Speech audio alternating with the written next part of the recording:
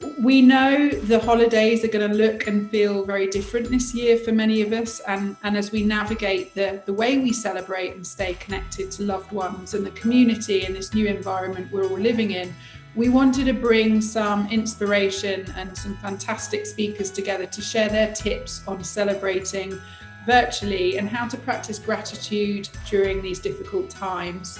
Even though the holidays are different this year, it doesn't mean that you can't still make it special and do things that just kind of take things up a notch for your family and loved ones.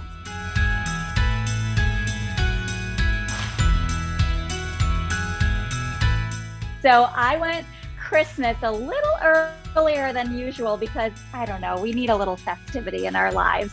All my family is in Asia, so our holiday schedules are a little bit different. And because this year, I haven't been able to travel so much. So, that leaves me with Friendsgiving, which is always what's so exciting for me because in New York, my family are my friends. And I just think it's a great time to celebrate and also appreciate what we do have. Despite the challenging year this year, I think we should all be very thankful that hopefully our loved ones are healthy.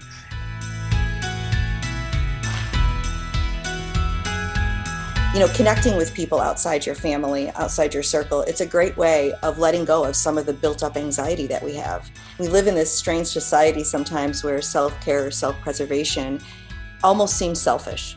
And the reality is, it isn't. It is the best thing you can do for you and your entire family is to take care of you. So when I think about gratitude and ways to really, really savor the gratitude, even if you're home by yourself or if you have the opportunity to connect with loved ones, the way to do that is to slow down. What matters to us most? What feels most soul nourishing? What really matters comes down to relationships and the connections that we have in our life. And it's all about relationships with one another, what we bring to them, what we get from them. And let's make sure we nurture the relationships we're lucky enough to have. Invest in them, nurture them. He said, then let's rekindle the relationships we've lost. We have to exercise our courage in reaching out and making the efforts to connect.